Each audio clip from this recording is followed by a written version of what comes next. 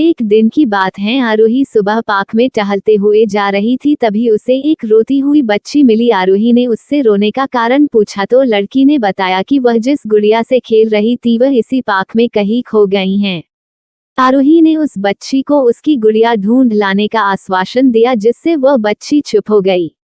आरोही ने गुड़िया ढूंढने के लिए समय मांगी और फिर दूसरे दिन गुड़िया लाने का वादा करके वहां से चली गई, पर गुड़िया ना तो आरोही को मिली और ना ही उस बच्ची को। आरोही ने गुड़िया की तरफ से एक काल्पनिक पत्र उस बच्ची को लिखी और जब वो बच्ची पार्क में गुड़िया पाने की आशा में आई तो आरोही ने वह पत्र उस बच्ची को पढ़कर सुनाया। पत्र इस प्रकार था, कृपया रोना मत, मैं समय समय पर उस गुड़िया के बारे में तुम्हें लिखती रहूंगी, बस तुम रोना मत। अब आरोही रोज उस खोई हुई गुड़िया की तरफ से काल्पनिक पत्र लिखने लगी और लगभग रोज ही उस बच्ची को पढ़कर सुनाती, जो कि यात्रा का काल्पनिक वर्णन हुआ करता था।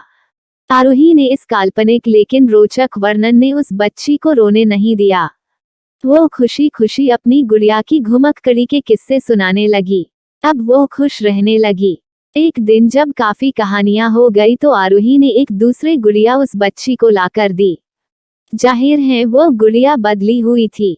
उस बच्ची को अपनी खोई हुई पुरानी गुड़िया जैसे नई लगी तो वह आरोही की ओर देखने लगी। आरोही अनजान बनते हुए गुड़िया में चिपकी एक चिट को निकाल कर पढ़ने लगी। उसमें लिखा हुआ था, यह मैं ही हूँ, तुम्हारी वाली गुड़िया जो पार्क में खो गई थी। दुनिया भर की लंबी यात्रा की वजह से मैं थोड़ी बदल गई हूँ। बच्ची को इस गुड़िया और आरोही पर विश्वास हो गया। वह गुड़िया लेकर घर चली गई।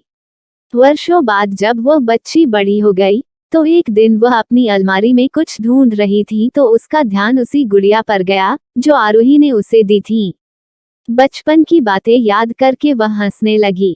उसे सब समझ आ चुका था कि आरोही ने कैसे उसका मन रखा। उसे उस गुड़िया पर फिर प्यार आने लगा। वह उसे बड़े गौर से देखने लगी।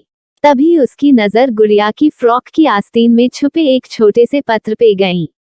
उसने बड़ी व्याकुलता से वह पत्र निकाला और पढ़ने लगी।